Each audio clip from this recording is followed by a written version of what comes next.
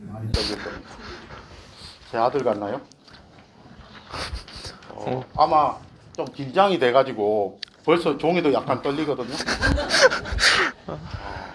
그래서 이제 읽고 뭐 이렇게 할 텐데 박수를 좀 세게 쳐주시면 많은 도움이 될 것 같습니다. 이주원 학생이고요. 자기가 한 해 공부한 내용을 알려드리겠습니다. 마이크 바꿔드릴게요. 이거 해. 네. 제가 공부한 게 과목별로 일단은 말씀을 드릴게요.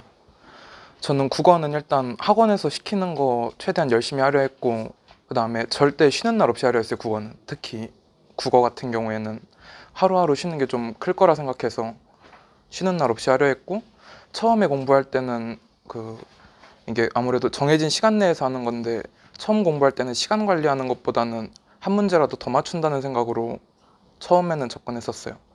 그 다음에 수학은 개념을 확실하게 잡은 다음에 이 개념을 활용해서 문제를 푸니까 문제를 푸는 걸로 개념을 알게 됐는지 점검하는 식으로 문제를 활용하고 나중 가서는 되게 많이 풀고 이런 식으로 수학 공부를 했었어요.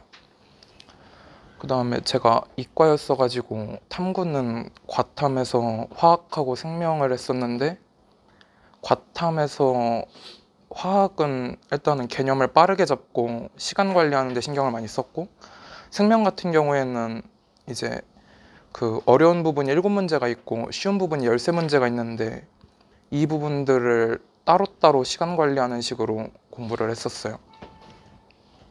그 다음에 전체적으로 이제 공통적으로 봤을 때는 일단은 자기가 약한 부분을 제일 먼저 잘 알아야 된다고 생각해요. 막 약한 과목이 아니라 과목 내에서도 좀 세분화돼서 약한 부분 찾아가지고 그 부분 찾아가지고 그걸 어떻게 해결할 수 있는지 선생님들한테 질문하면서 단점을 극복하는 게 중요한 것 같고, 공부는 이제 질도 중요한데 질적인 면도 중요한데 이게 올리기가 되게 힘들다고 생각해요. 저도 잘 못 올렸고 질적인 거를. 그러면은 양을 어쨌든 간에 많이 늘리는 게 도움된다 생각해요. 그 다음에 학원 생활하면서 장점은 공부 시간이 진짜 엄청 많이 늘어나요. 학원에서 공부하면은. 그 다음에 공부할 때 막히거나 이런 거 방향성도 되게 잘 잡아주시고 좋은 것 같아요. 네, 감사합니다.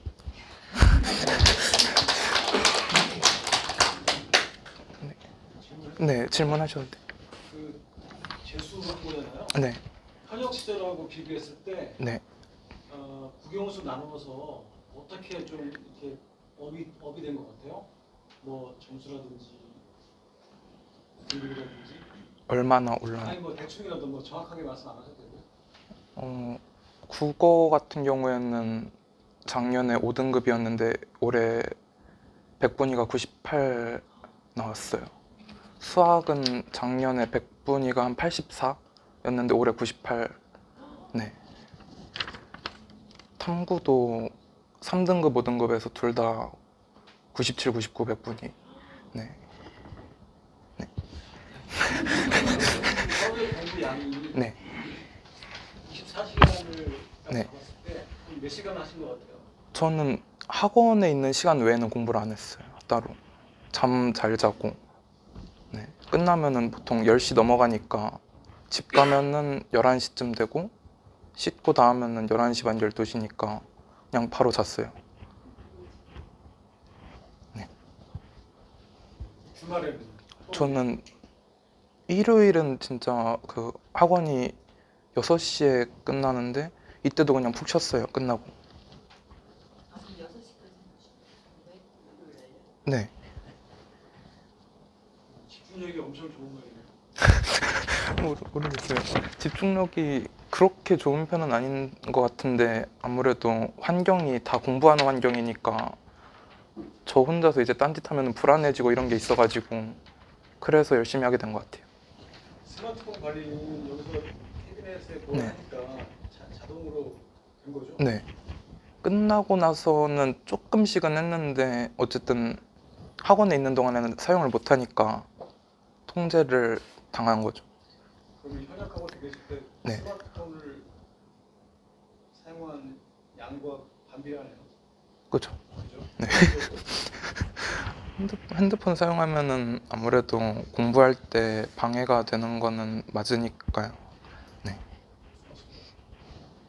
교재는 네. 학원 교재로만 공부했어요? 아니면 추가적인 일단은 학원에서 주시는 거를 다 하고 저는 조금 문제를 빨리 푸는 편이었어가지고 부족한 부분들은 채우려고 다른 것도 사긴 했었어요. 인강 수업 같은 것도 하세요? 인강은 저는 하나도 안 들었었어요. 네. 그리고 특강 있잖아요. 네. 특강도 필요한 분 아, 네. 저는 특강은 필요한 것만 이제 따로 많이 진로하고 맞나요? 제가 부족하다 생각되는 과목하고 아니면은 이거는 좀 괜찮더라도 더 해야겠다 싶은 과목들은 들었던 것 같아요. 한 달에 한 번. 주기적으로 그 특강이 특강이요?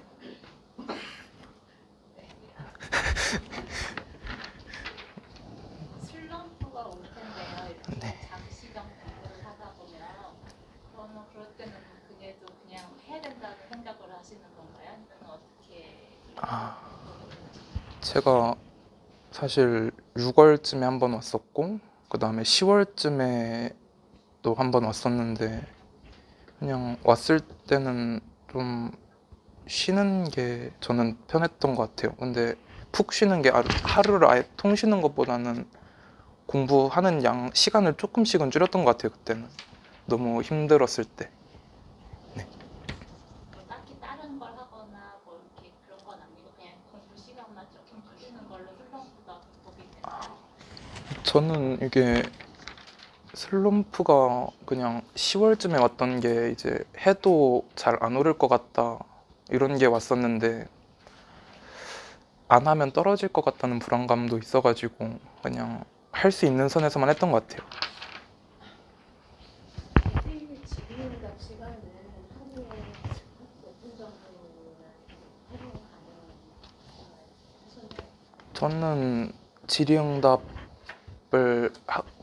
학원 초반에는 많이 갔는데 갈수록 아무래도 혼자 공부하는 게 중요하다 생각해가지고 점점 줄어들고 자료 많이 받으러 다녔었어요. 저는 어떤 점이 말씀하셨나요?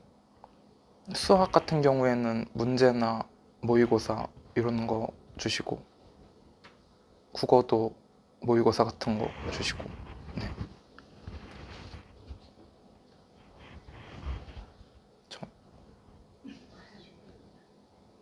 내려갈까요? 그러면 박수 좀 부탁드립니다.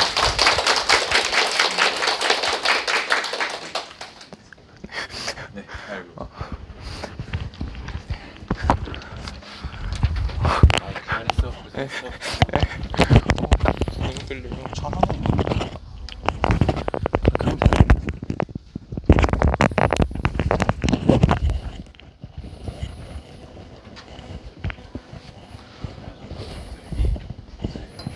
담임 관리 설명해 주시고 그 다음에 영어, 국어, 수학 그리고 전체적인 어떤 하루 일과 마지막으로 저희가 이제 중장기적으로 이제 뭐 수시를 또 준비하는 친구들도 있고 노출 그 다음에 어떤 전반적인 어떤 입시 설명 이렇게 해서 오늘 설명회를 좀 진행해서 마치도록 하겠습니다. 네, 그러면은 일단 작년에 우리 이주원 학생 담임이셨던 윤영권 쌤이 담임관리와 관련해서 설명을 좀 드리겠습니다. 네.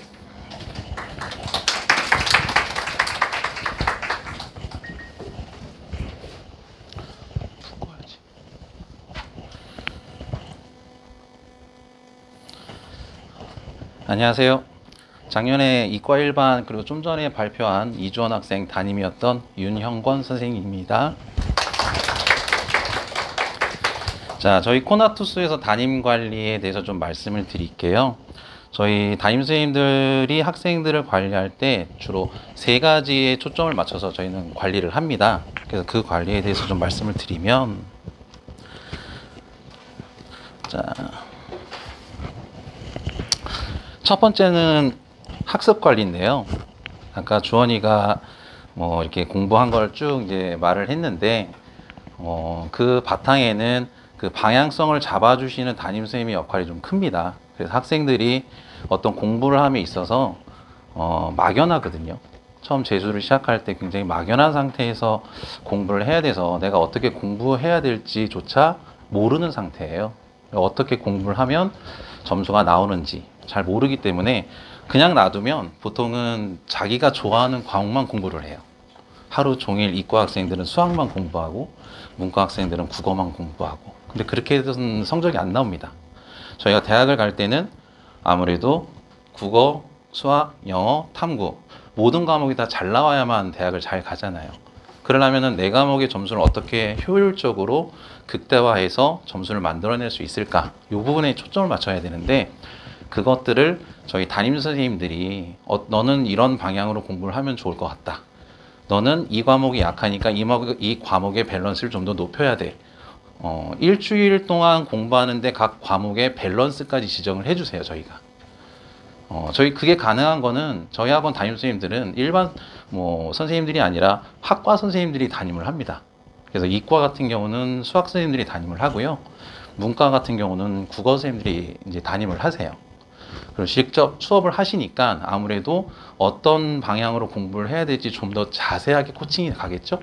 그래서 이런 학습 관리에 있어서 되게 디테일한까지도 담임 선생님이 잡아주세요. 그래서 학생들이 우왕좌왕하지 않고 제대로 공부해서 효율적으로 공부해서 결과가 극대화되게끔 그렇게 이제 저희가 잡아 나가고 있고요.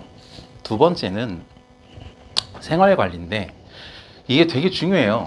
아까 주원이 같은 경우도 집에 가서는 공부 안 했어요. 이 말 하잖아요. 제가 학기 초부터 얘기했던 거예요. 절대 집에 가서 뭔가 더 공부하지 마라. 너가 학원에서 14시간 넘게 학원에 있는데 그 시간만 제대로 하면 된다. 예전에 제가 공부할 때도 그런 소리는 들었어요. 우리나라 고3들이 하루에 공부하는 양이 어마무시한데 그 어렵다는 사법고시조차도 현역 고시생들도 고3처럼 공부 못한다. 공부량이 더 적다라는 거죠. 다른 데 정신이 파니까. 그래서 우스갯소리겠지만 고3처럼 고시 공부하면 그냥 다 합격할 수 있다. 그런 말이 돌았었어요, 예전에. 근데 그거는 진짜 어느 정도는 팩트인 건 맞아요. 학원에서 14시간 넘게 공부를 하는 학생이 그 시간만 제대로 된 공부 방법으로 집중해서 공부를 하면 집에 가서 푹 쉬어도 돼요. 푹 쉬어도 되고 실제로 아까 그 주원 학생이 국어 5등급, 수학 3등급, 영어 3등급, 탐구 3등급, 하나는 5등급. 그게 고3 때 성적이었어요. 그리고 1년 딱 공부해서 아까 말씀드린 대로 98%, 98%, 97%, 99%. 99%는 탐구 한 과목은 만점 받은 성적입니다. 그 성적을 만들어낸 거죠. 물론 뭐 주원 학생보다 더 베이스가 약한 친구들도 있어요. 그러면 그 친구들은 학습량을 좀 더 늘려야 될 필요는 있죠. 아무래도. 자, 그것까지도 선생님들이 지정을 해줘요. 저 같은 경우는 학기 초에 학생들한테 뭐라고 말하냐면 지금은 집에 가자마자 푹 쉬어라. 잠 줄여가면서 공부하지 마라. 잠 줄이는 타이밍은 내가 알려주겠다. 실제로 저는 9평쯤 됐을 때부터 잠을 줄이라고 해요. 여름은 지나서 체력적인 부분에 문제점이 생기기 때문에 9평 지나면은 한 두어 달 남은 시기점에서는 좀 수면이 좀 부족해도 버틸 수 있어요, 체력으로. 시험 끝날 때까지는. 근데 그 이전에 섣불리 잠을 줄여가면서 공부를 하면 결국엔 탈이 나더라고요, 학생들이.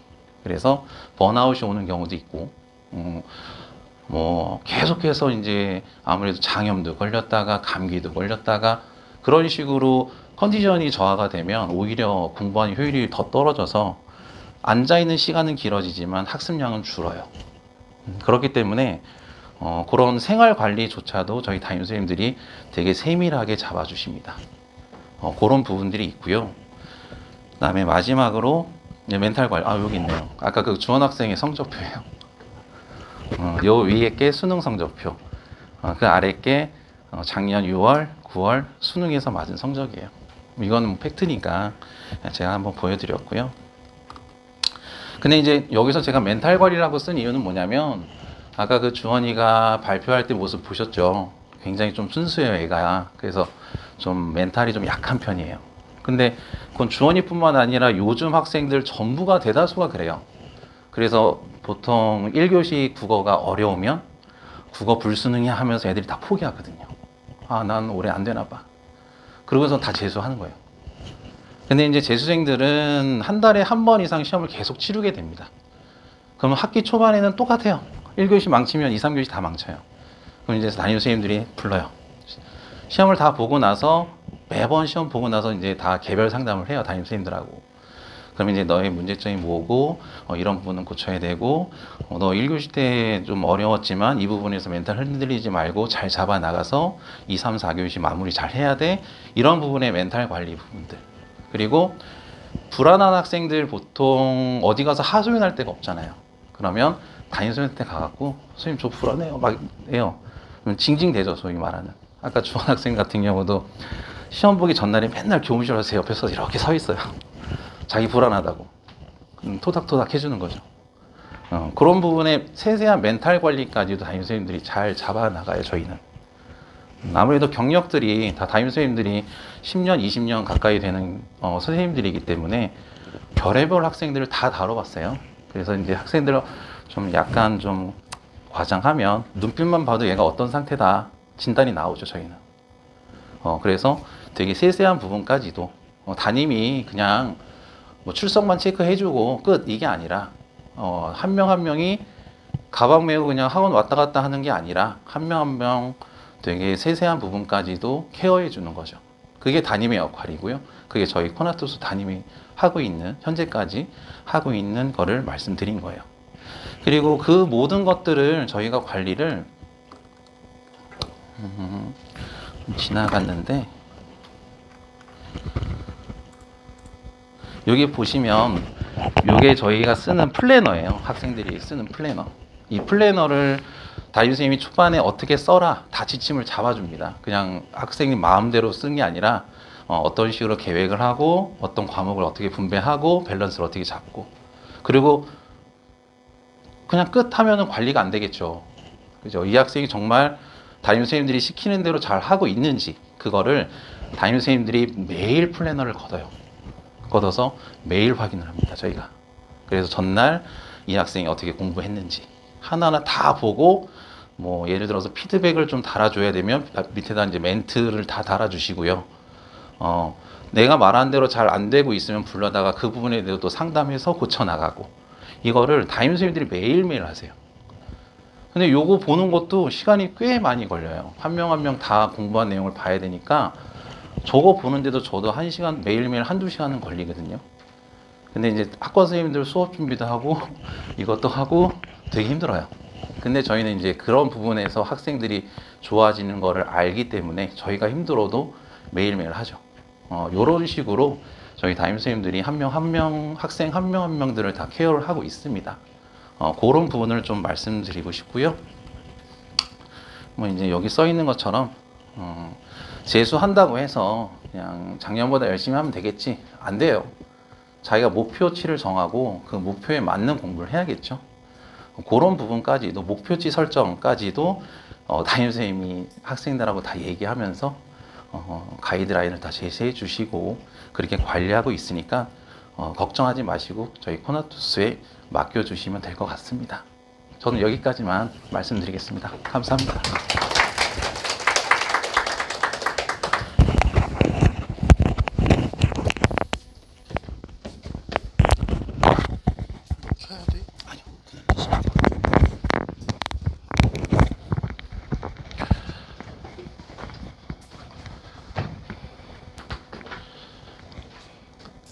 제가 목동 종로 학원을 만든 사람인데요. 강남 청솔학원에서 제가 있었고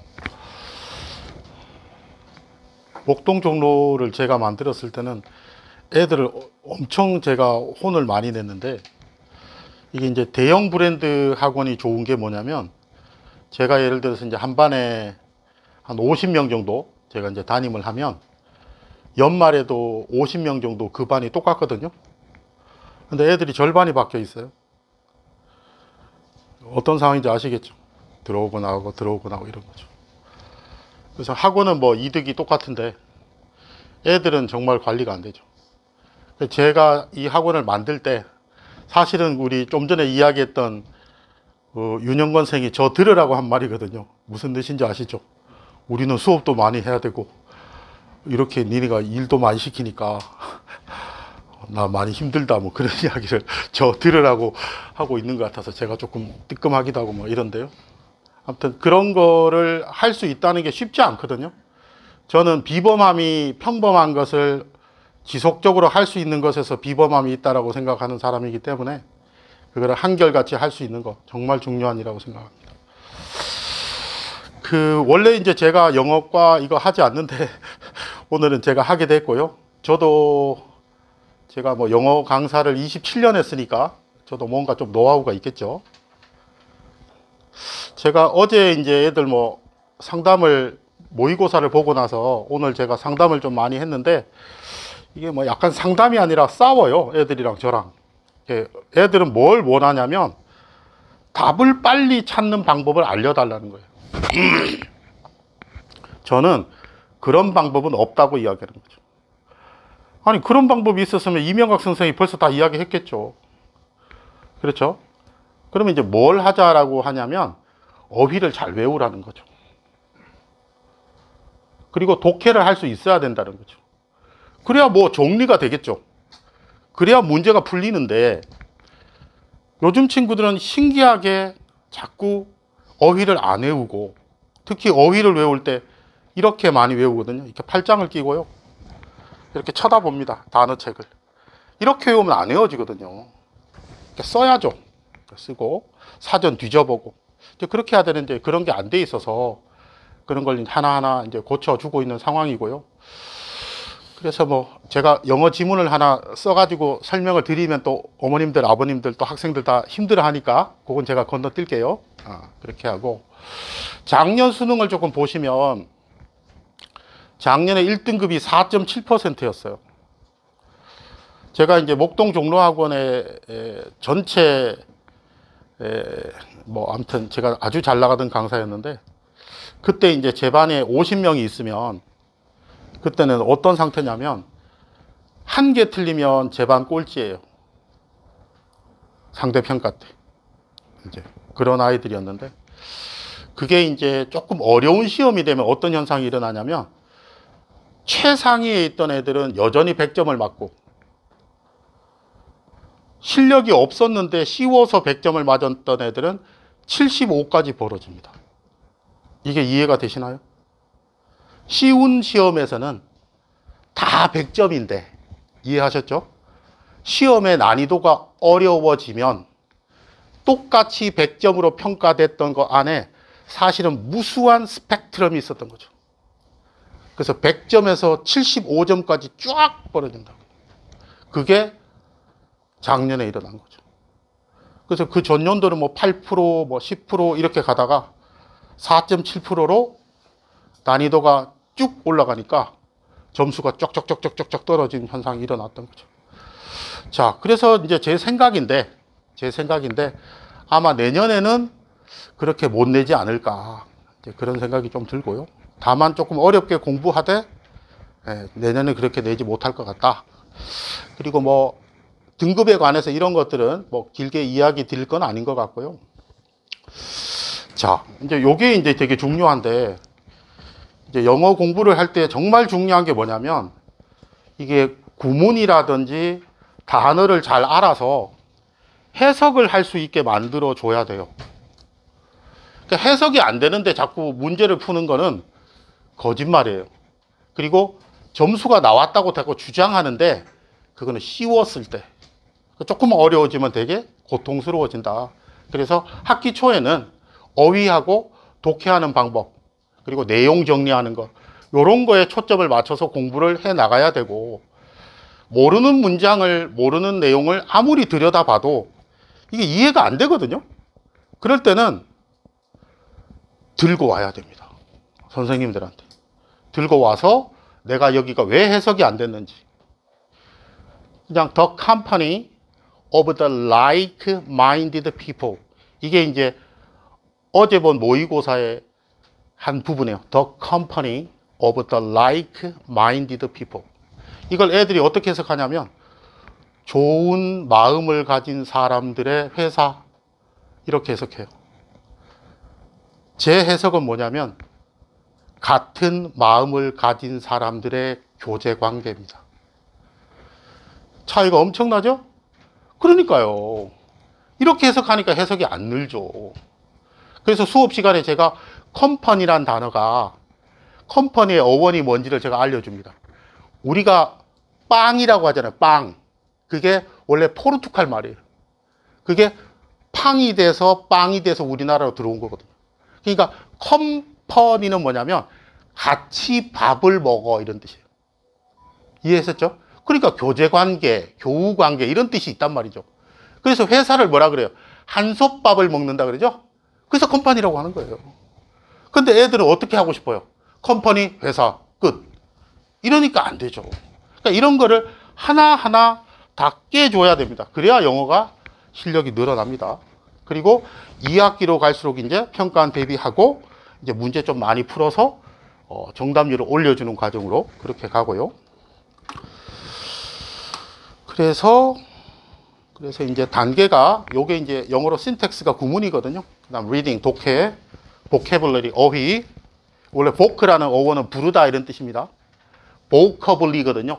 부를 수 있는 것, 보커블리, 보캐블러리. 이런 것도 다 알려줍니다. re는 다시란 뜻이고 뷰는 본다는 뜻이죠. 근데 핵심은 이제 복습해야죠.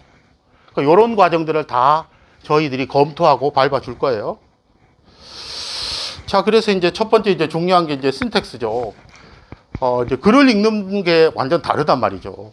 우리말은 은느니가가 붙으면 주어인데 영어는 은느니가가 붙어서 주어인 게 아니고 동사의 앞에 나오는 명사가 주어거든요. 그런 개념부터 다시 다 뜯어 고칩니다. 다 뜯어 고쳐서 알려주고요.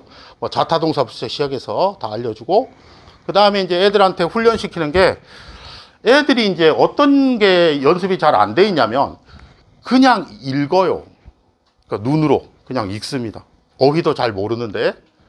그리고 나서 제가 불러서 그게 무슨 말이냐? 그럼 몰라요. 그러니까 문제를 못 풀죠. 어휘도 안 되고 구문도 안 되는데 그냥 읽고 나서 이 내용이 무슨 말이니? 그럼 요약이 돼야 되는데 그런 게 안 되는 거죠. 그러니까 당연히 문제를 틀리죠. 그래서 제가 학생들이 이제 영어 공부법 알려달라 그러면 그냥 공부하던 책을 가져오라 그래요. 그래서 옆에 앉혀놓고 실제로 해석을 시킵니다. 그래서 좀 전에 이야기한 The Company of Like People 같은 거. 그걸 네가 해석을 해봐 하는 거죠. 그럼 해석이 이상하죠. 네가 이렇게 해석하기 때문에 해석이 안 되는 거야. 이거 고치자. 이렇게 해서 실제로 고쳐주는 거죠. 그래야 영어 실력이 올라갑니다. 자, 그 다음에 이제 제일 중요한 게 이제 어휘인데, 사실은 이제 영어는 어휘만 잘해도 3등급 나오거든요. 요거는 이제 제가 쓴 책이에요. 제가 쓴 책이고, 제가 이 책을 쓴 이유는 제 아들 주려고 쓴 책입니다. 그래서 그 책 앞에 보면 그걸 써놨어요. 아들아, 뭐 널 위해서 썼단다 이렇게 하면서 썼는데요. 이 책을 제가 썼을 때는 이런 거죠. 제가 시중에 있는 어휘책 한 15권 다 제가 분석을 해봤는데 수능에 안 나오는 어휘들이 너무 많아요. 그래서 이제 제가 어떻게 했냐면 수능에 나왔던 것들을 다 통계적으로 모아가지고 제일 많이 나온 건 앞쪽에, 적게 나온 건 뒤쪽에 이렇게 해서 책을 배치를 해서 만들어 놨고요. 어원 같은 거 다 들어가 있거든요. 제가 책 장사 같죠? 네, 제 책을 팔고 있는 겁니다. 그런데 이제 핵심은 뭐냐면 아무리 책이 좋아도 애들이 안 외우면 의미가 없잖아요. 그래서 제가 좀 전에 말씀드렸죠. 애들 단어 외우라 그러면 어떻게 외운다고요? 팔짱 끼고 이렇게 바라봅니다. 그래서 그렇게 하는 게 아니고 써서 외우게 하고, 아침마다 담임 선생님들이 단어 시험 보시거든요. 그런데 이제 패스 못하는 애들이 있어요. 그러면 점심시간에 제 시험 꼭 봅니다. 그리고 점심시간에 또 패스 못하면 저녁 시간에 꼭 봅니다. 중학교 때 어휘는 한 1800개 정도 되거든요. 대입 영어는 한 5000 어휘 정도 됩니다. 갭이 많이 크죠. 그러니까 그거를 메꿔줘야 읽을 수 있는 겁니다. 그래서 어휘력을 충분히 올라갈 수 있게끔 그렇게 해 드릴 거고요. 이거 정말 제가 벌써 이제 리뷰라는 말이 나오자마자 저도 모르게 하잖아요. 좀 전에 그 윤용권 선생님은 담임 이야기 하시면서 플래너 검사하실 때 막 저 들으라고 막 이야기 하잖아요. 똑같은 겁니다. 저도 이거 본 순간, 왜냐하면 이게 한 주에 제가 3반 들여다보거든요. 한 주 영어 공부한 거, 어휘, 구문, 독해 파트를 숙제를 다 내주고 독해가 제대로 가고 있는지 정리가 잘 된 건지 제가 다시 다 들여다봅니다. 물론 다른 영어 선생님들도 들여다보십니다. 그리고 똑바로 안 하면 불러옵니다. 불러서 이야기하고 잘한 애들끼리 비교시켜주고 이렇게 해서 학생들이 영어 실력이 올라가게끔. 그리고 이제 영어 점수가 80점대 중후반으로 이제 안착되거든요, 애들이. 그러면 이거를 하는 건 이제 또 의미가 없습니다. 그때부터는 이제 문제를 좀 많이 풀자라고 하고 이걸 또 중지시킵니다. 그렇게 저희들이 이제 강약 조절을 좀 해주고 있고요. 이제 마지막으로 이제 리스닝인데 이것도 이제 제가 해주고 있는 건데요. 애들이 신기하게 이런 애들이 있어요. 독해를 거의 맞고 듣기를 5개 틀리는 애들, 이런 애들이 있습니다. 실제로.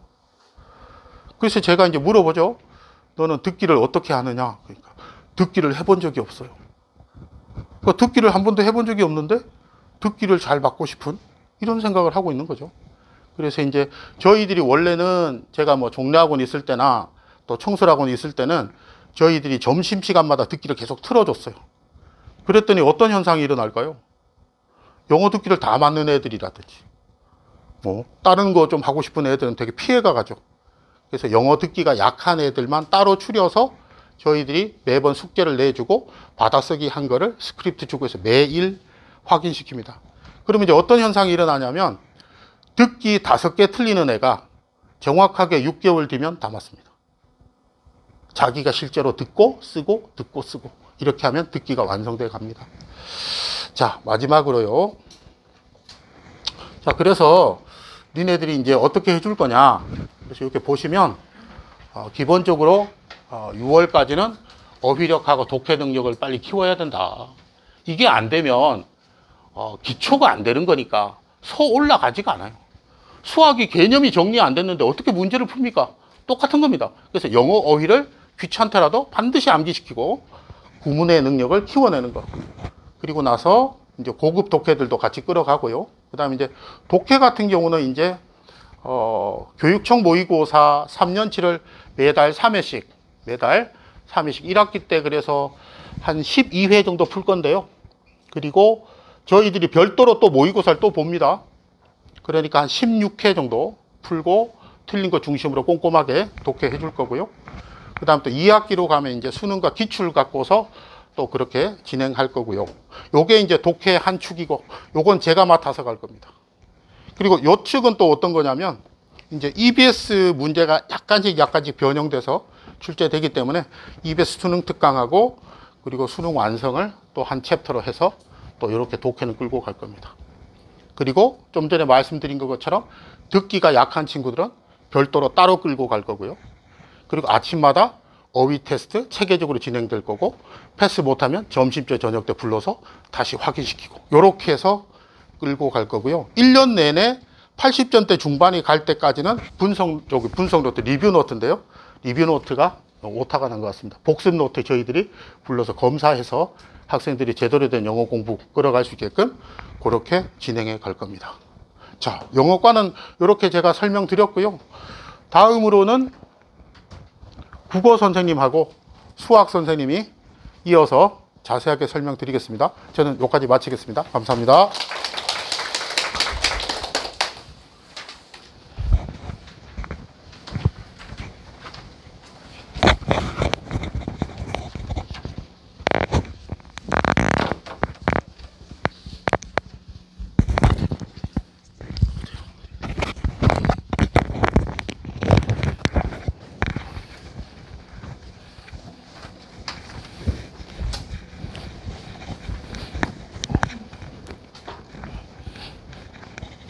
안녕하십니까. 국어과 김혁재 선생입니다.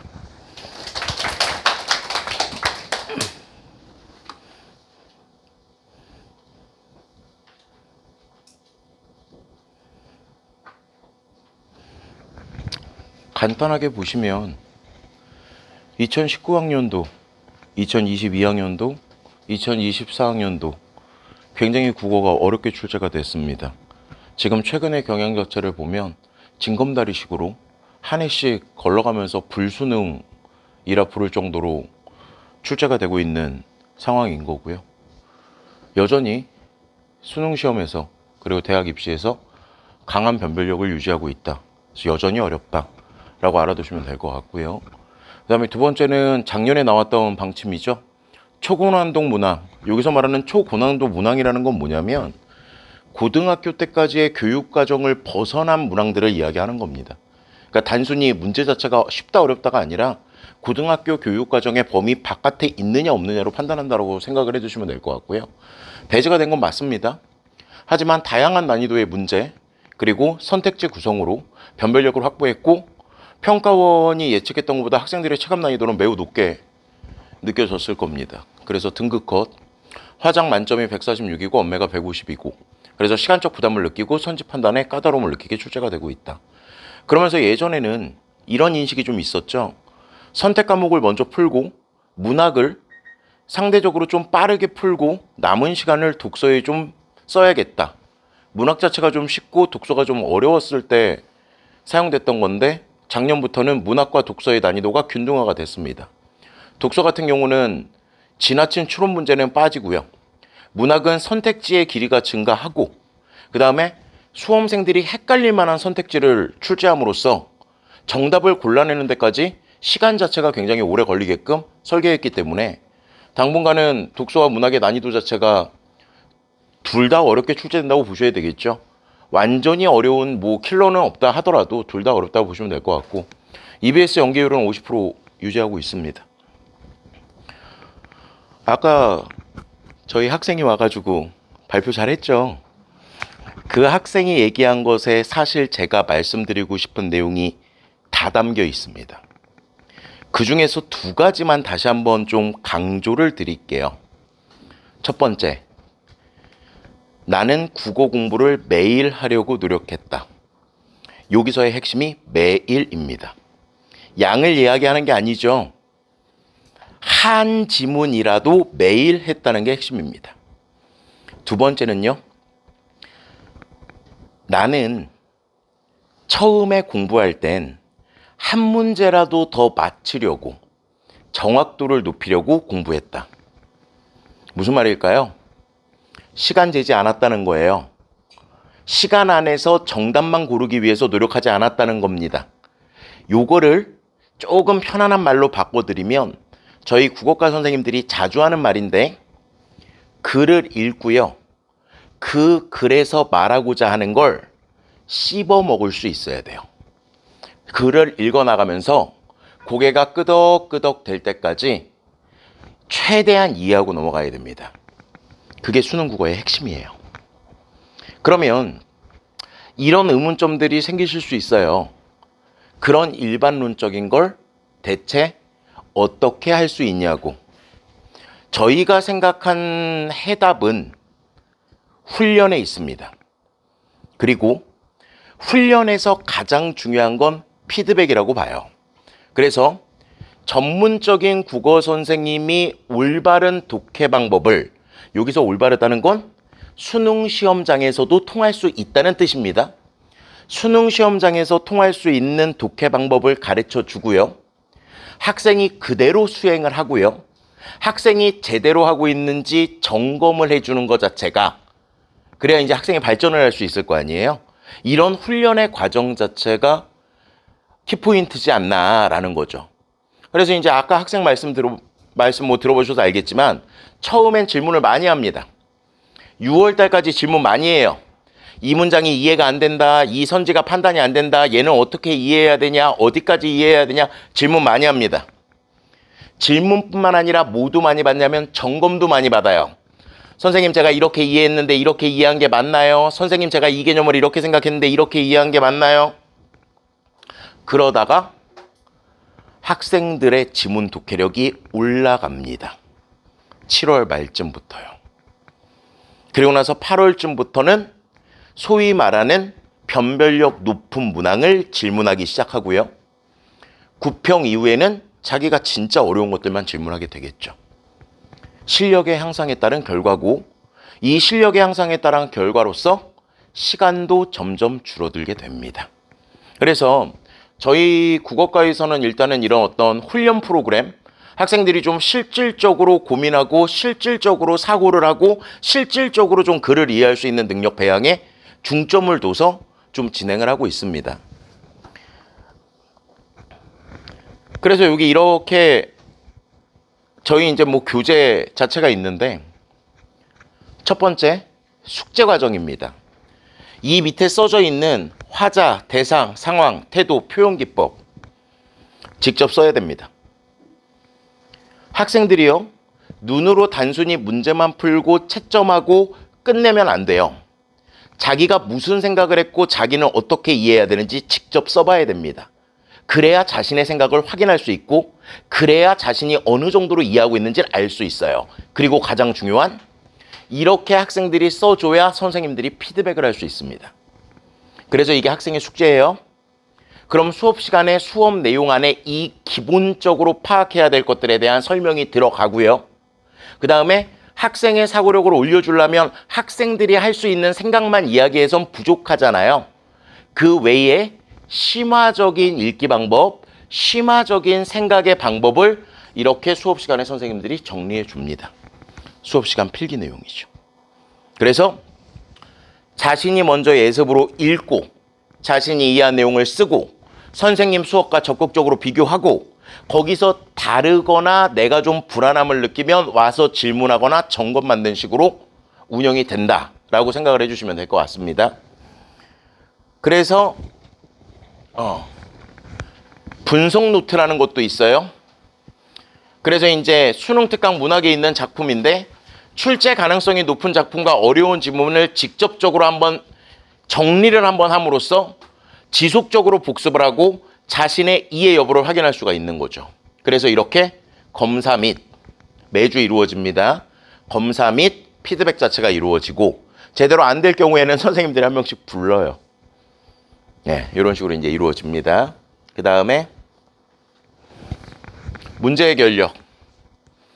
여기 밑에 보면 줄이 있어요. 내가 이거를 왜 틀렸다고 생각했는지, 내가 이걸 왜 맞았다고 생각하는지 직접 써보게 합니다. 길게 쓰거나 많이 쓰게 하진 않죠. 근데 자기가 이해한 내용을 써볼 수는 있게 해줘야 되고 이 옆에가 선생님 수업 필기 내용이에요. 선생님 수업 내용과 내 생각이 맞는지 적극적으로 비교하도록 만듭니다. 그래서 이런 식의 것들이 있고 오답 노트. 틀렸던 문제라든가 어려웠던 어떤 문제들에 대한 정답이 나올 때까지의 사고 과정을 정리하고 마찬가지로 일주일에 한 번씩 점검합니다. 개수 및 내용 다 점검을 하고 미비한 학생들은 따로 불러서 관리하는 시스템을 구축해서 운영하고 있습니다. 어휘력. 독해력에서 어휘 자체를 모르면 독해에 한계가 있겠죠. 그래서 어휘와 관련해서 한자어 4개, 한자성어 4개, 그리고 개념어 2개로 구성을 해서 종합적인 어휘력 강화 프로그램으로 운영하고 있고 매일 어휘 테스트 자체를 진행하고 있습니다. 그 다음에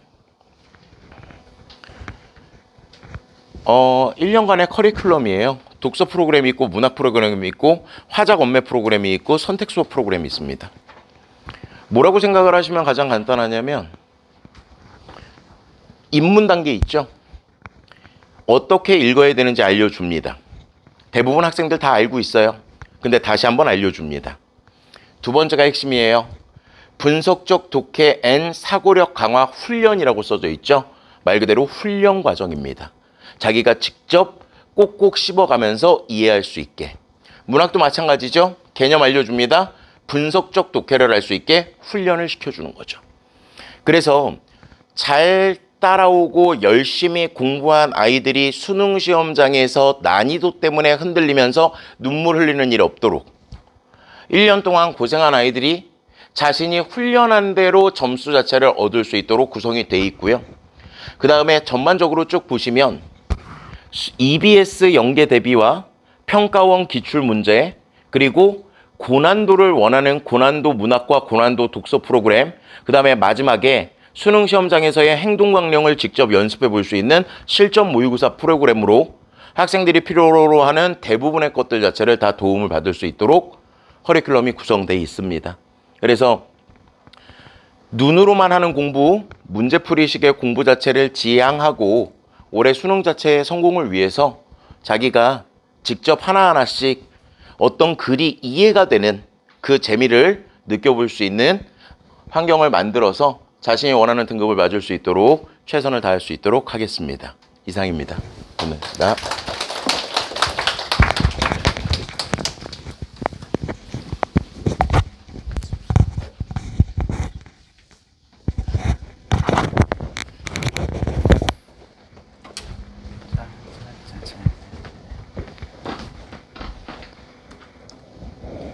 예, 안녕하세요. 인사드리겠습니다. 저는 코나투스 수학과 차재호 강사라고 합니다.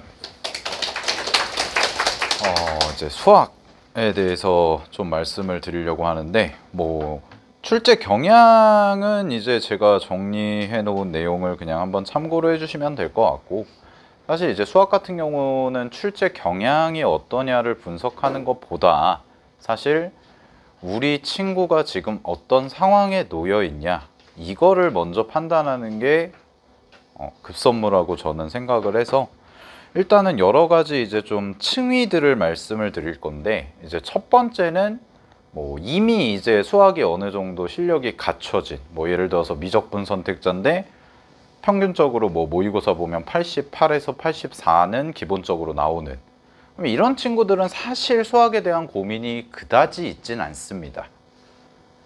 그냥 어떤 느낌이냐면, 이미 그 정도 수준을 갖추고 오는 친구들은 본인이 무언가 새로운 자극을 받을 수 있는 자료, 그 다음에 어떤 수업의 질, 이런 것들에 좀 초점을 맞춰서 하지, 이제 본인이 아무래도 수학은 좀 괜찮은데 다른 과목, 국어라든가 영어라든가 아니면 과탐에서 한 과목이 빵꾸가 났다든가, 이런 경우를 때문에 어떻게 보면 한 번 더 하는 경우가 많기 때문에, 이제 그런 친구들 같은 경우에는 사실 수학에 대해서 뭔가 많은 케어가 들어가지는 않아요. 제가 경험적으로 보면. 그래서 계속 어떤 새로운 컨텐츠를 제공해주는 역할을 하고, 사실 이제 고민이 가장 많은 층위는 어디냐면, 평균적으로 이제 한 60점대, 모의고사를 봤을 때 이제 60점대가 나오는 친구들과, 그 다음에 두 번째는 수학이 내가 정말 노베인 상황.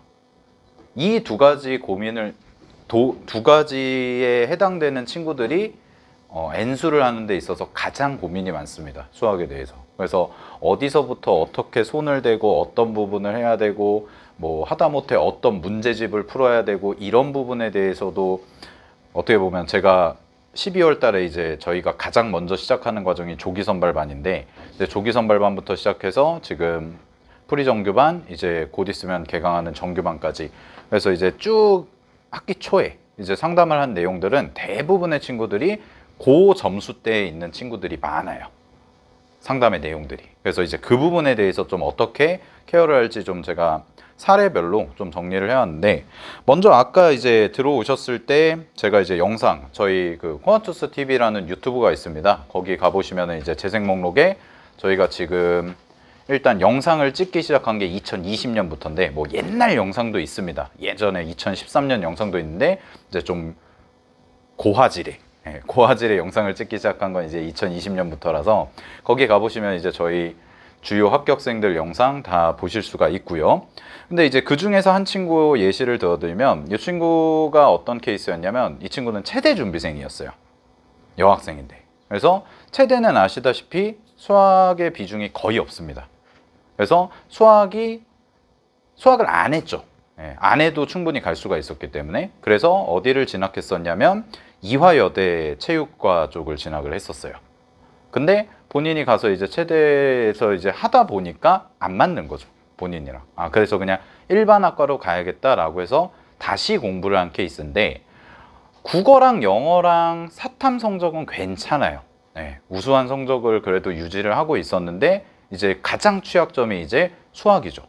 근데 이제 아시다시피 본인이 처음 들어간 대학이 이화여대면 그 정도 그 이상의 대학을 노리겠죠. 근데 그 이상의 대학을 가려면 기본적으로 그 당시에는 이제 문과, 이과 구별돼 있던 시절이니까 최소한 2등급 이상의 수학 성적을 받아야 되는데 이 친구가 처음 모의고사를 봤을 때 그 3월에 모의고사를 봤을 때 수학이 몇 등급이었냐면 7등급이었습니다. 7등급. 그럼 7등급에 대한 이 감각이 좀 없으실 수 있는데 수학에서의 7등급은 찍어도 7등급이 나옵니다. 30문제를 정말 그냥 객관식을 다 찍어도 7등급이 나올 수가 있습니다. 그 정도의 수준이었다는 거죠. 근데 이 친구가 이제 그 영상 보시면은 좀 더 자세하게 보실 수 있는데 이 친구가 어떻게 했냐면 이 친구는 수업을 들어요. 그럼 기본반부터 들었겠죠? 그 수업을 듣고 나서 그 수업에 대해서 그날 이해가 안 된 부분을 다 해결을 하는 친구였어요. 그래서 질문 당지 시간은 물론이고 그 다음에 쉬는 시간, 점심시간, 저녁 시간, 그러니까 선생님들을 그냥 쫓아다닌 거죠. 그러면서 그 친구가 한 말을 제가 써놨는데 질문을 마치 정규 수업을 다시 듣는 느낌으로 정말 집요하게 쫓아다니면서 계속 반복을 한 거죠. 그래서 이 친구가 1년 동안 열심히 해가지고 어떻게 됐냐? 수능에서 1등급이 나왔습니다. 7등급으로 시작해서. 그 당시에는 이제 문과 이과가 구별이 돼 있던 시절이기 때문에 7에서 1 가는 게 가능했어요. 근데 이제 통합형으로 바뀌고 나서는 그렇게 하기가 좀 쉽지는 않은데 그래도 현실적으로 봤을 때 지금 예를 들자면 확통을 선택한 친구들은 2등급 정도만 나와도 서울 상위권 대학을 진학하는데 큰 지장이 있거나 그러지는 않습니다. 극상위권이 서울대 경영경제를 제외한 이상. 나머지 이제 국영탐이 받쳐준다면. 그래서 이런 케이스가 있고 그 다음에 이제 요거는 조금 과거의 얘기였으면 이제 불과 최근 가장 작년이죠. 작년에 이제 사례를 좀 말씀을 드리면 제가 세 친구 사례를 그냥 이렇게 점수로 표시를 해놨는데 처음 보시는 게 처음 들어왔을 때 모의고사를 봤던 점수고요. 그 다음에 6월, 9월 수능 순입니다. 그리고 옆에 있는 대학 로고는 진학한 올해 이제 입학을 하는 대학의 로고들인데 일단 첫 번째 케이스 친구를 말씀을 드리면 저 친구 같은 경우는 이제 어떤 케이스였냐? 이과에서 문과로 전향한 케이스예요. 그러니까 미적 선택자에서 확통으로 전향한 케이스인데 미적분이 너무 어려웠던 거죠. 그래서 이제 확통으로 전향했는데 당연히 이제 확통이 안 되어 있던 상황이니까 이제 초반에는 점수가 좀 잘 나오지 않는 형태였는데 이제 이 친구가 상승세를 계속 그립니다. 그래서 6월달 평가원에 84점을 받죠. 그럼 확통에서 84점을 받으면 굉장히 고득점을 한 편에 속합니다. 실제로. 그런데 이제 문제가 뭐였냐? 이 친구는 슬럼프에 빠져요. 이제 본인이 원하는 건 자기 점수보다 이제 한번 84점을 찍었으니까 좀 더 높은 점수를 원하는데 그 점수 이상으로 가고 싶은데 그래서 계속 이제 무언가 어려운 문제만 반복해서 찾아서 풀다 보니까 어떤 문제가 발생하냐면 이 친구가 이제 수학적으로 탄탄한 친구는 아니었어요. 이과 상위권에 비해서. 그러다 보니까 본인이 틀리지 말아야 될 것들을 계속해서 틀리는 거죠. 이제 공부의 방향성이 좀 잘못 맞았던 겁니다. 그래서 9월 달에는 73점으로 떨어지고 수능 때는 그래도 조금 회복을 해서 이제 81점이죠. 3점짜리까지 하나 틀려서 이렇게 이제 나온 케이스. 그럼 이 친구한테 이제 케어가 어떻게 들어갔냐? 이 친구한테는 이제 9월 달이 좀 슬럼프가 극심하던 시절이었어요. 수학적으로. 그래서 일단 제가 뭐를 반복을 시켰었냐면 이제 저나 다른 선생님들이 일단은 지금까지 풀어왔던 문제들, 학원에서 지금까지 나갔던 자료들, 그 다음에 그 부분을 다시 한번 본인이 틀렸던 거 반복하고 저희가 1학기 교재로 나갔던 개념서를 다시 정독하면서 본인이 잘 이해 안 되는 부분을 다시 체크해서 와라. 그러면 그 부분에 대해서 다시 한번 가볍게 설명이 들어가고 이해하고 이런 식으로 하다 보니까 10월, 11월 막바지로 가면 학생들이 조급해지거든요. 근데 그 조급함을 좀 이겨내고 그래도 좋은 성적이 나와서 이제 한양대 정책학과를 진학을 했고 그 다음에 이제 두 번째, 세 번째 케이스 친구가 똑같은데 두 번째, 세 번째 케이스 친구들은 뭐였냐면 전형적인 문과 상위권 학생. 그럼 제가 말씀드린 문과 상위권은 수학이 안 되는 문과 상위권. 그래서 한 친구는 외고 친구였고요. 외고 혹시 여기 계신지 모르겠는데 저도 이제 경기외고를 나왔는데 외고의 특징은 뭐냐면 지금 수시로 대학을 가야지만 살아남을 수 있는 시대이긴 합니다. 뭐 참고로 말씀드리면 입시 결과 보시면 아시겠지만 경기권에 있는 경기외고, 안양외고, 과천외고 이런 친구들이 이제 서울대를 뭐 한 10명 정도 붙이는데 정시로 가는 인원은 단 한 명도 없어요. 전부 다 수시로 가는 거죠. 그러니까 이런 상황이다 보니까 수능에 대해서 이제 공부를 하지 않았다가 이제 수시에서 학종을 6개를 썼는데 흔히 말하는 이제 육광탈 6개가 다 떨어지니까 어쩔 수 없이 재수를 하게 돼. 이런 케이스 친구였고, 그 다음에 또 한 친구는 뭐냐면 이제 여고 친구였어요. 여고 친구라서 국어 영어 탐구는 성적이 굉장히 좋아요. 뭐 국어도 1등급 나오고 영어도 1등급 나오고 탐구 같은 경우도 이제 50점 50점 나오고, 근데 수학이 유독 4등급, 잘 나오면 4등급, 못 나오면 5등급. 그래서 이제 이 친구들은 이제 어떻게 케어가 들어갔냐, 이 친구들 점수 변화를 보시면 아시겠지만 여기까지가 이제 정책입니다. 9월까지가 60점을 못 넘었어요. 이게 3월 달부터 시작을 한 건데. 그럼 이 친구들은 뭐가 이제 필요했었냐면, 제가 하나 비교를 해드리자면, 지금 현재 자신의 수학 성적이 0이라고 가정을 했을 때 60점까지 도달하는 거를 1로 치면 60에서 80까지 가는 게 3이에요. 3배가 더 힘들어요. 근데 대다수의 중위권 학생들이 어디에 갇혀 있냐면 그 60과 80 구간에 갇혀서 허우적대다가 수능이 끝나요. 그러면 이제 현실적으로 그냥 표면적으로 나오는 등급 자체는 4가 찍혀 있는 거죠. 더 낮아지면 5가 되고. 그러니까 이런 부분을 잡으려면 어떻게 해야 되냐, 이제 그런 기본적인 유형이 완성된 걸 바탕으로 매일매일 꾸준히 이제 문제를 푸는 게 중요해요. 근데 여기서 말씀드린 문제는 그냥 아는 걸 푸는 게 아니라 본인들이 모르는 부분, 본인들이 인지하지 못한 부분. 그래서 제가 이 친구들한테 뭘 했냐면 매일마다 10문제를 줬는데 10문제를 주면서 너네가 10개를 다 틀려도 상관이 없다. 근데 시간 딱 50분 재고 한 문제당 5분 잡고 너네가 최대한 고민해서 나온 흔적, 그 결과를 쌤한테 갖고 와라. 그래서 그거를 이제 거의 제가 매일마다 20분씩 첨삭을 했습니다. 그래서 20분씩 첨삭을 해서 이 친구들이 점점 이제 문제를 어떻게 바라보고 분석하는지를 떠가는 거죠. 그래서 이제 제가 말씀을 드리는 건데, 강조를 드리는 건 결국 수학은 많이 풀면 돼요. 이게 일단 첫 번째예요. 그리고 두 번째는 뭐냐, 우리 친구들이 갖고 있는 정확한 약점을 찾아서 그 약점에 대해서 자극을 시켜줄 수 있는 자료, 그리고 그 부분을 집어줄 수 있는 어떤 핀셋 같은 첨삭, 이게 해결이 되면 수업 듣고 본인이 문제 풀고 본인이 문제 풀었을 때 안 되는 부분을 하나씩만 정확히 자극을 받아가도 점수가 우상향 곡선을 그리게 됩니다. 근데 문제를 많이 풀었는데 점수가 계속 정체예요 라고 하는 친구들의 공통점은 뭐냐, 본인이 자극이 되지 않는 문제를 계속 풀고 있는 거예요. 여기 뭐 학생들도 지금 앉아 계시고 학부모님들도 계시고 한데, 저는 학생들한테 교재를 어떤 선택을 할 때 이렇게 얘기를 합니다. 기본 유형서 빼고, 흔히 말하는 이제 센이라든가 아니면은 기본 유형이라고 하죠.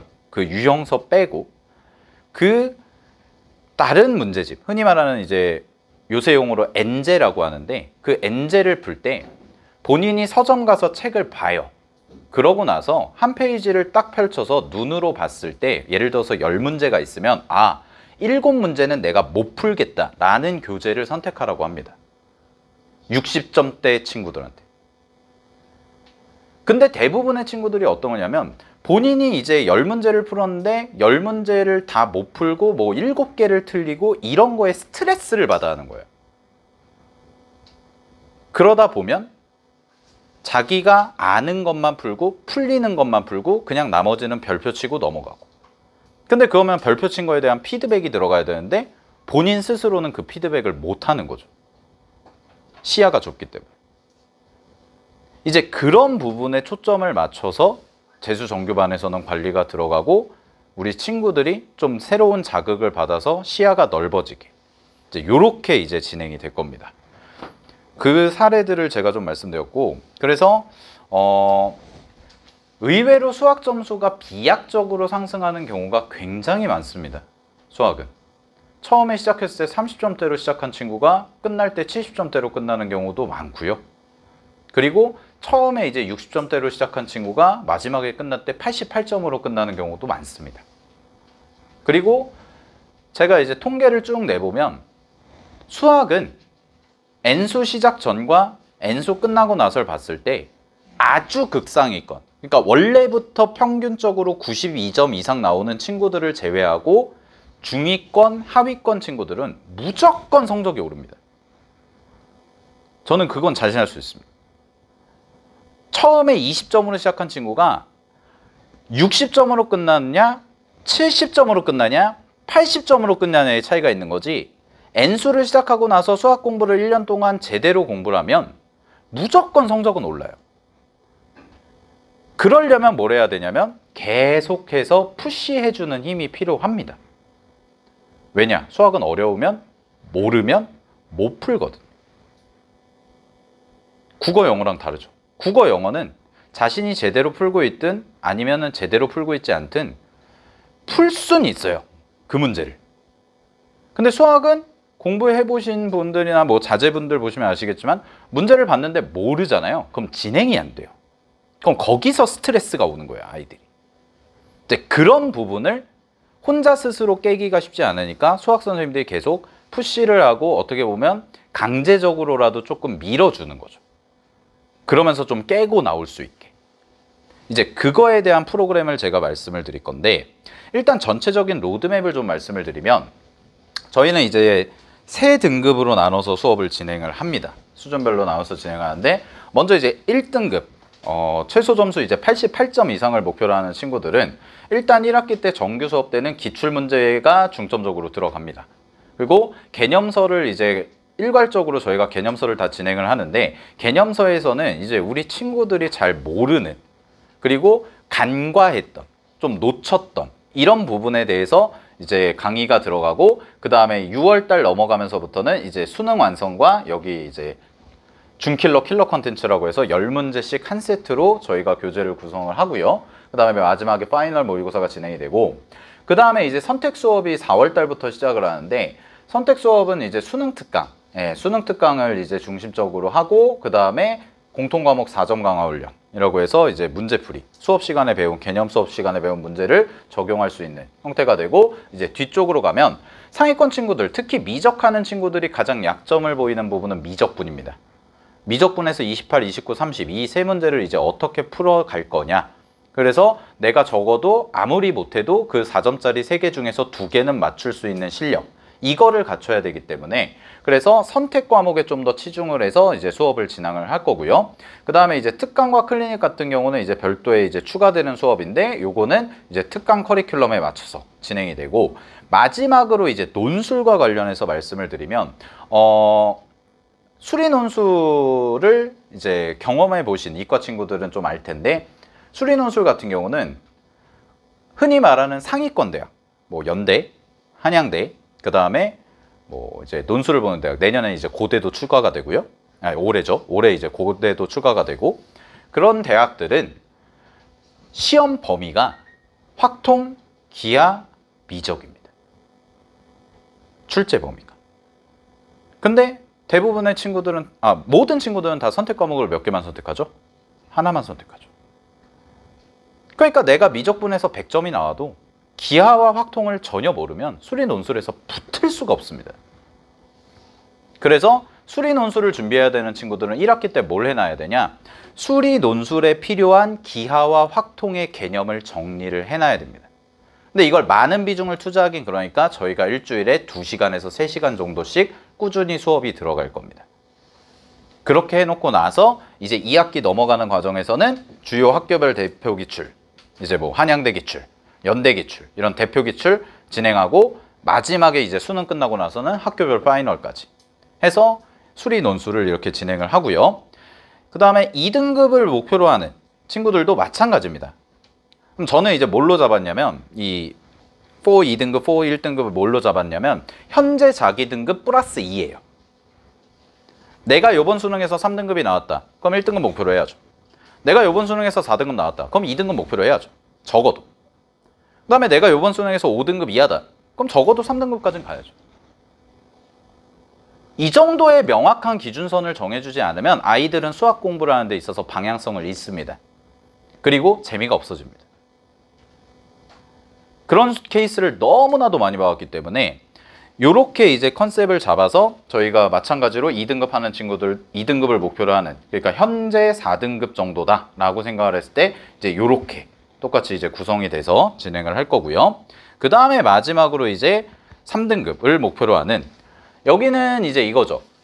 내가 수학적 기초가 약하다, 흔히 말하는 노베다 부터 시작을 해서 수학을 그다지 열심히 공부해보지 않았다, 기본 유형이 잡혀있지 않다, 이런 친구들을 대상으로 하는 커리큘럼은 일단 첫 번째는 저희가 수능에 대한 기본 개념을 수학 1, 수학 2, 그 다음에 선택 과목까지 완벽하게 잡아드리면서 동시에 3점짜리 문제 위주로 기출 연습을 좀 시킬 겁니다.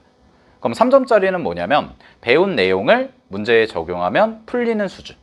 네, 요게 이제 3점짜리예요. 그래서 요거를 이제 연습을 시키고, 마찬가지로 그래도 이제 수능 특강이랑 수능 완성은 연계 교재이기 때문에 좀 다뤄줘야 돼서 수능 특강, 수능 완성 요게 되고, 그 다음에 이제 유형 분석이라는 게 있는데, 요 유형 분석은 뭐냐면 말 그대로 진짜 수학을 잘하기 위해서는 기본적으로 유형이 좀 잡혀야 돼요.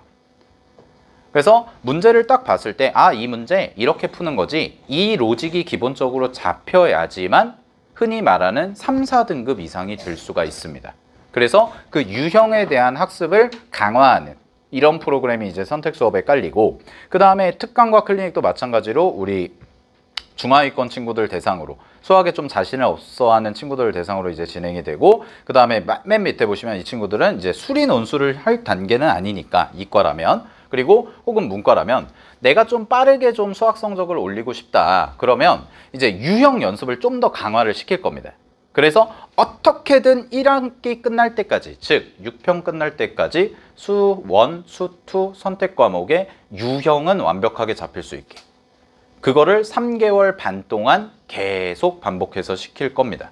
그래야 우리가 4점짜리 문제를 시도해 볼 수가 있습니다.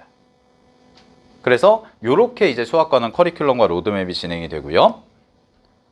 이제 저희가 하는 내용들을 이제 제가 이제 말로 쭉 설명드린 걸 쭉 설명을 해드렸고, 특히나 이제 강조드릴 부분은 뭐냐면 저희 컨텐츠인데, 이제 학습량에 대한 컨텐츠인데, 이따가 설명회 마치시고 나서 바깥으로 나가시다 보면 저희가 이제 교재, 작년에 이제 올해 쓸 교재도 있고 작년에 썼던 교재도 있는데, 그걸 다 개정을 해서 올해 정규반 때 다시 사용을 할 겁니다.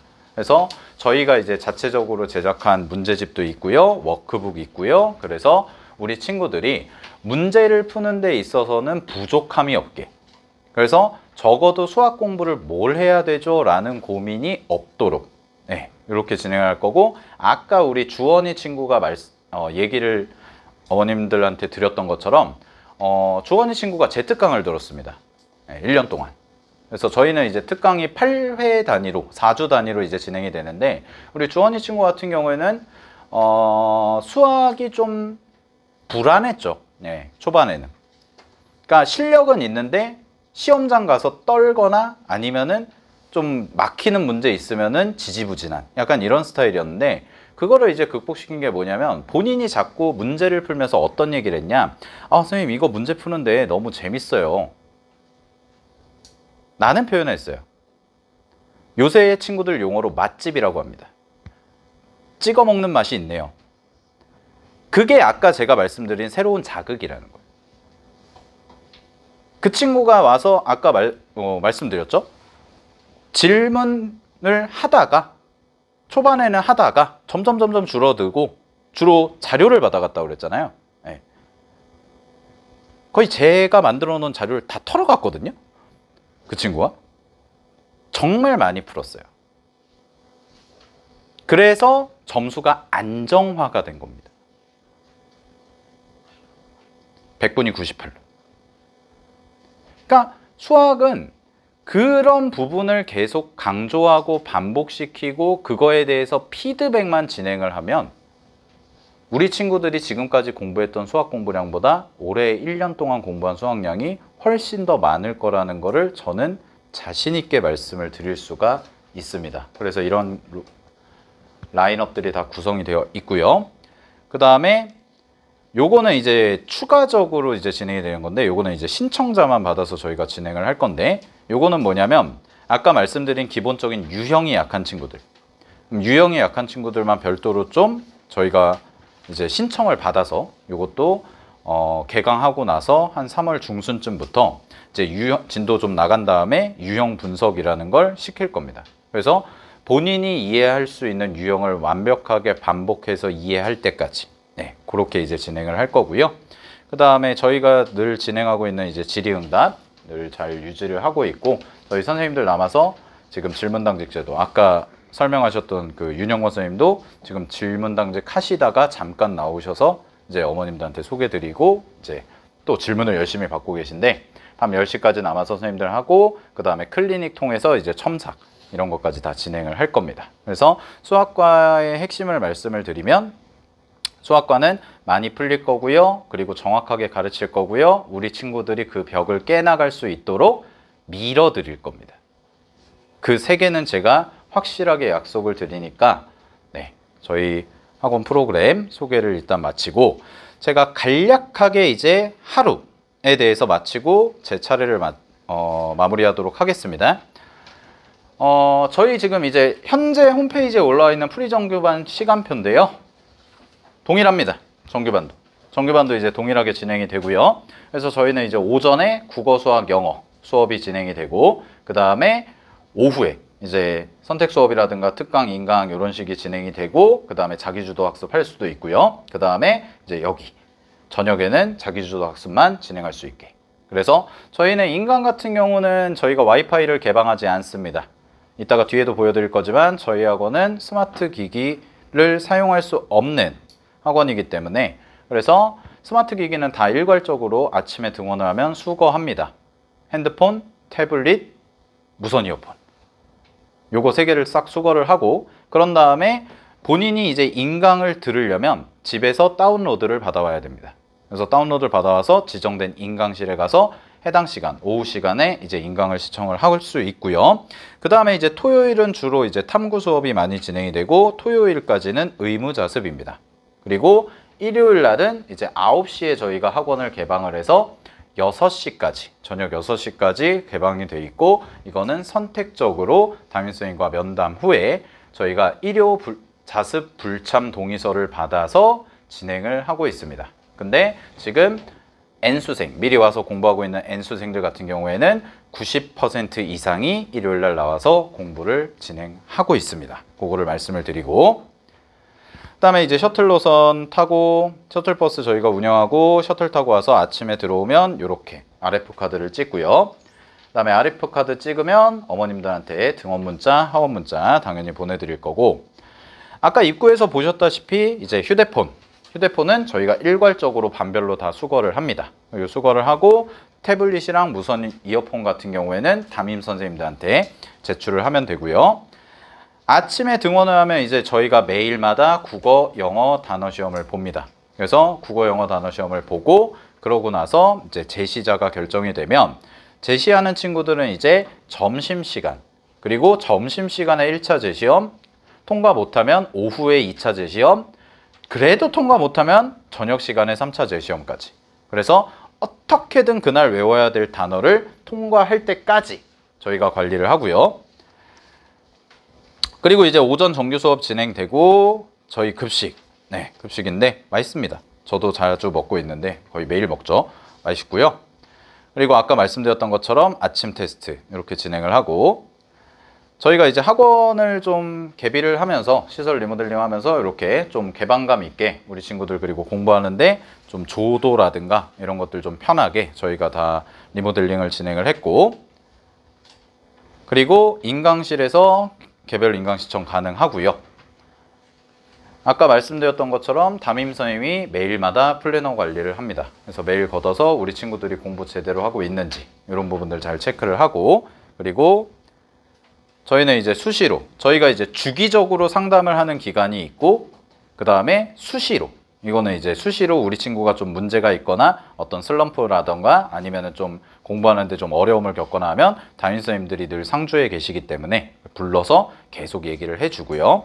그 다음에 이제 개인별 질의응답 진행하고, 이제 오후 시간에 특강 클리닉 이제 개설돼서 진행이 되고, 그 다음에 부모님 허락하에 이제 외출 조퇴하는 거 저희가 크로스 체크 해가지고 어머님들이랑 통화해서 우리 친구가 이제 조퇴를 하는데 허락해 주시겠습니까? 이런 식으로 이제 의견을 여쭤봐서 조퇴, 외출을 진행을 하고요.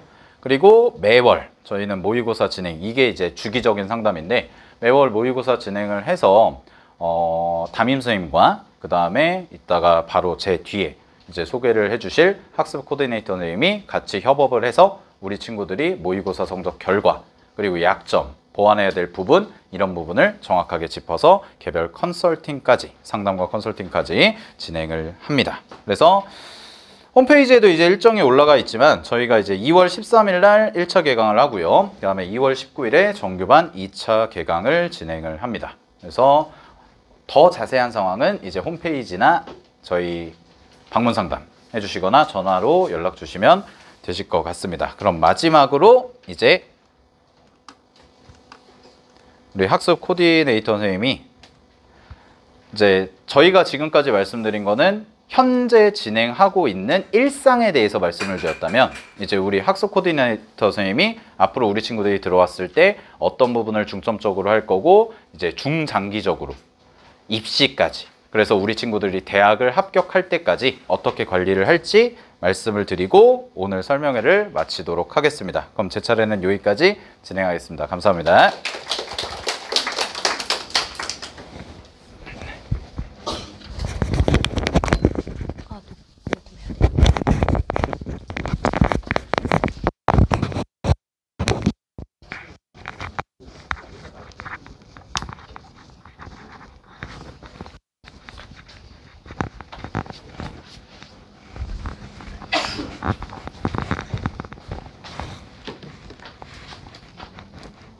네, 안녕하십니까. 이번에 이제 학습 관리 전략 관련해서 이제 설명회 진행할 정주영이라고 합니다. 좀 늦은 시간이라 이제 좀 지치시고 이럴 것 같아서 조금 좀 정신이 번쩍 드는 이야기 중심으로만 좀 컴팩트하게 말씀을 드리도록 할게요. 저는 우선은 이제 코나투스 학원에서 논술하고 컨설팅 두 가지를 이제 다 같이 진행을 하고 있습니다. 물론 이제 많은 학생들이 유료로 이제 외부에서도 또 이렇게 컨설팅을 많이 고민을 하실 수가 있는데, 저도 컨설팅을 진행을 하고 있는 입장에서 재수생들이 굳이 우리 학원을 다니고 있다고 한다면 비용을 들이지 않고도 정확하게 입시를 치를 수 있게 만들겠다라는 취지로 저희가 학습 코디네이팅을 이제 새롭게 이제 진행을 하도록 했습니다. 일단 원래부터도 이제 상담은 꾸준히 진행을 조금 해왔었는데 이 부분을 좀 더 정확하게 이제 안내를 드려야 될 것 같아서 이제 뭐 어떤 이유에서 이제 학습 코디네이터라는 이제 저의 존재가 이제 생겨났는지에 대해서 좀 설명을 드리도록 할게요. 학원 안에서 지금 보시면은 담임 선생님들이 계시고 이제 학과 선생님들도 다 같이 이제 상주에 계시면서 뭐 질의응답이나 뭐 여러 가지 진학 지도에 필요한 여러 가지 정보들을 또 충분히 제공은 해주시긴 하지만, 사실은 아이들이 이제 하루 종일 담임 선생님이나 이렇게 생활을 하는 과정에서 담임 선생님께는 충분히 공유할 수 없는 부분이 있거나 혹은 조금 더 전문적으로 학습에 대한 분석을 받고 싶어하는 경우들이 좀 있습니다. 그래서 개별적으로 아이들과 1대1로 상담을 진행을 하면서 모의고사 시험지 분석이라든지 본인이 어떤 부분에 어떤 문제가 있으니 어떻게 개선을 해야 한다라는 정확한 가이드를 과목별로 진행을 하도록 할 예정이에요. 그래서 크게 입시 전략과 학습 전략으로 나눠서 이제 진행을 하게 되는 건데, 뭐 그거를 이제 뭐 시기에 맞춰가지고 제가 아이들과 이제 소통을 하면서 필요한 시기에 필요한 진단을 내려줄 거예요. 그래서 일단은 처음에 시작을 하게 되면 전년도 성적과 입시 결과에 대한 정확한 분석을 좀 진행을 할 겁니다. 그래서 자기가 왜 재수에 진입을 하게 되었는지, 무엇이 실패의 원인이었는지, 뭐 예를 들어 학생부를 보면 얘가 실제로 정말로 떨어질 수밖에 수밖에 없었는지 혹은 뭔가 어떤 부족한 어떤 전략의 문제가 있었는지를 정확하게 파악을 하고 제도전에 있어서는 시행착오가 있어서는 안 되기 때문에 그런 가이드를 조금 하면서 시작을 하도록 할 겁니다. 그리고 마찬가지로 이제 6월, 9월 평가원 성적을 분석하게 될 때는 제가 이제 아이들하고 선생님들께서 직접 상담도 다 하시겠지만 이제 3월, 6월, 9월 모의고사를 보게 됐을 때 제가 직접 시험지를 개별적으로 다 들고 오게 할 거예요. 그래서 과목별로 시험지에서 틀린 문제와 어느 구간에서 어떤 부분이 약한지에 대한 정확한 분석을 할 거고 그 부분을 전부 다 문서화를 해서 아이들에게 프린트해서 제공하고 또 어머님들께도 공유를 드릴 예정입니다. 그래서 지속적으로 소통을 하면서 아이의 개선 방향을 이제 확인할 수 있도록 가이드를 좀 해드릴 겁니다. 또 마찬가지로 입시 전략의 마지막 부분에 결국은 중요한 게 수시와 정시 지원이다 보니까 이 부분은 우선은 제가 학생부 진단이나 뭐 아이의 어떤 내신 성적 상황, 모의고사 상황 이런 것들을 쭉 종합적으로 분석했을 때 아이들의 수시 지원 방향의 큰 틀을 좀 잡아줄 거고 그 부분에서 혹시라도 혼란이 없도록 담임 선생님과의 조율을 통해서도 이 아이에게 맞는 어떤 교차되는 지점을 찾아서 지원 전략을 세워줄 겁니다. 학습 전략 면에서는 또 어떤 부분을 할 거냐면 아까 말씀드렸던 것처럼 모의고사를 보고 나면 성적을 분석해서 과목별 로드맵을 제시를 할 거고요. 담임 선생님과 코디네이터가 같이 정기적으로 상담을 하다 보니까 아이의 성적 변화에서 문제가 생기는 부분이 있으면 그때그때 피드백을 할 수 있는 부분이 훨씬 더 많이 늘어날 거라고 봅니다. 세 번째로는 이제 각자 아이들마다의 상황이 조금 다르다 보니까 개별적인 학습 과제가 부여가 될 겁니다. 그래서 예를 들어서 좀 저 같은 경우는 성격이 조금 집요한 면이 좀 있어요. 그래서 이제 개별적으로 이제 이 많은 아이들을 어떻게 다 기억하나 하지만 문서화를 해서 다 자료가 되어 있기 때문에 기존 자료를 반드시 검토를 할 거고 그걸 보고 만약에 본인의 어떤 개별 자율학습 관리가 잘 안 된다. 이런 경우는 제가 문제집을 이제 어떤 걸 쓰는지까지 자습 공부 내용까지 다 확인을 해서 그 자료들에 대해서 과제 할당량을 제공한다든지 이렇게 끊어갈 수 있는 구간을 만들어 드릴 예정입니다. 자, 그래서 이제 저희가 이제 생각보다 이제 많이 알고 오셨을 거라고 생각은 하지만 진학률이 생각보다 많이 높습니다. 그동안 저희도 오랫동안 선생님들께서 이제 같이 커뮤니케이션을 하면서 담임 선생님들 그리고 학부모 또는 학생과의 소통 그리고 제가 같이 그동안 컨설팅으로 진행을 해오면서 아이들에 대한 어떤 이제 방향성을 잡는 것을 어떻게 결합을 해야 되는지에 대해서 충분히 많이 연구를 했고 그 결과가 사실은 작년도 실적으로 또 증명이 됐다고 얘기할 수가 있을 것 같아요. 지금 저 같은 경우도 이제 요거는 지금 여기 합격자 명단으로 올려드린 부분은 이제 아직 정시 발표가 끝나지 않았기 때문에 수시에서 발표된 결과만 업데이트를 해놓은 상태인 거고 여기서 이제 학생부 전형이나 뭐 논술 전형 이제 종합해서 이제 매년 우리 학원 안에서 실적이 나왔던 결과를 보여드리는 거라고 보실 수가 있을 것 같아요.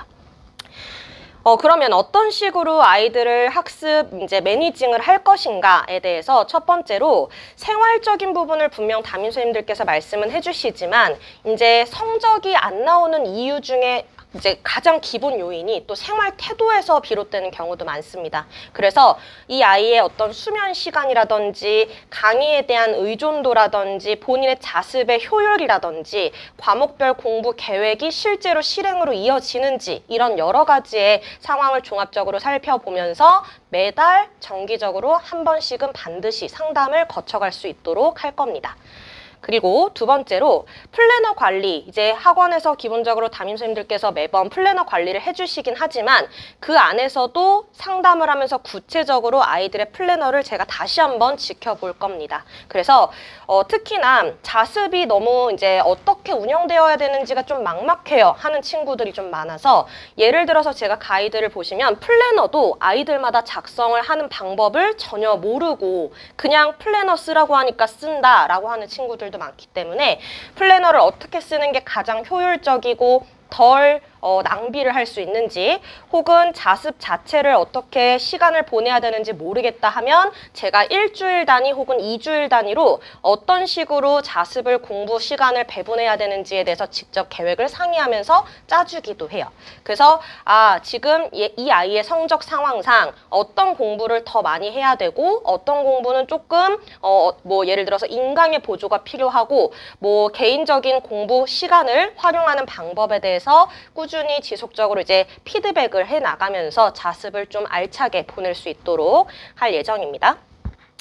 자, 그 다음에 모의고사 과목별 성적 분석이라는 것을 하게 되는데, 이제 지금 보시는 것처럼 이제 본인이 선택한 과목 안에서 원점수와 혹은 등급 이런 것들을 쭉 살펴보고, 가장 중요한 건 성적이 매번 나오고 나면 아이들은 항상 성적표를 보고 실망을 하고 성적표를 분실을 의도적으로 해버립니다.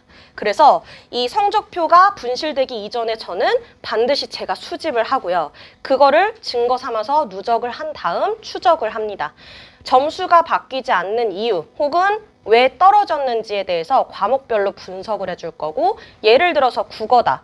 각자 아이들마다 선택 과목의 그 어떤 응시를 하는 시간 배분이나 순서나 이런 것들도 너무나도 달라요. 그래서 자기의 능률에 맞게 어떻게 풀어나가야 되고, 예를 들어서 문학이 약하다. 그러면 그 원인이 무엇인지에 대해서 한 번 더 가이드를 해주고, 조금 더 구체적인 이야기를 들어야 될 경우에는 어떤 선생님을 찾아가서 질문을 해야 되는지, 이런 여러 가지를 과목별로 상담을 들어갈 거예요. 자, 그 다음에 결국은 학습이 쭉 이어지다 보면은 금방 9월이 될 거고 9월에 수시 지원을 하게 됩니다. 그 전에 저는 미리 아마 3월에서 4월, 늦어도 5월까지는 아이들에게 학생부 전형을 지원할 생각이 있는 친구들에 대해서 학생부 수집을 할 겁니다. 그래서 혹시라도 이제 본인이 작년에 썼지만 떨어졌지만 다시 해보겠다, 혹은 작년에는 학생부 전형을 생각해보지 않았는데 제 내신이 이 정도 상황이라서 한번 생각해볼래요 하는 친구들에게 정확한 판단을 내려줄 겁니다.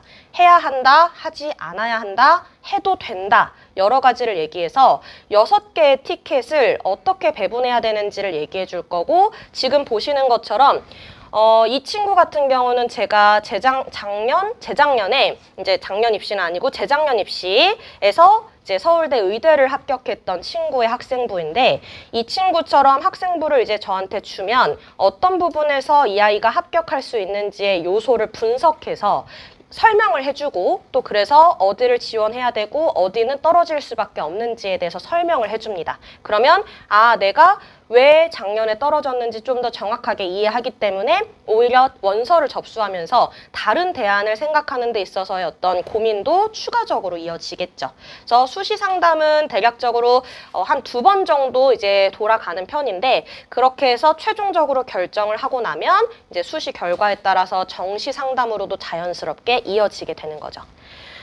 자, 그리고 이제 이 부분은 이제 학습 코디네이팅과 별개로 제가 이제 논술도 진행을 하기 때문에 논술 수업을 어떻게 진행하는지를 설명을 간단히 드리면, 생각보다 많은 논술 학원이 있고 재종 안에 있는 논술 학원들도 생각보다 많을 거예요. 우선은 저 같은 경우는 대입을 저도 재수를 똑같이 했고 저는 논술로 대학을 갔습니다. 그래서 제가 가고 나서부터 끊임없이 논술 강의를 해서 지금 한 10년이 넘게 논술 강의를 진행을 하고 있고, 작년에는 이제 저희 학원에서 지금 합격생들 대부분이 이제 논술로 생각보다 많이 갔고, 이제 특히 저희는 정규 수업과 특강 수업으로 구분을 해서 이제 진행을 하고 있는데, 정규 수업은 선택과 상관없이 본인 이제 학원 안에서 이루어지는 말 그대로 기본 정규 수업이라고 보시면 되겠고, 특강은 별도로 신청을 해서 응시를 하는 친구들을 이제 데리고 수업을 하는 건데, 작년으로 이제 대략적으로 봤을 때는 합격률이 50%가 넘었고, 그래서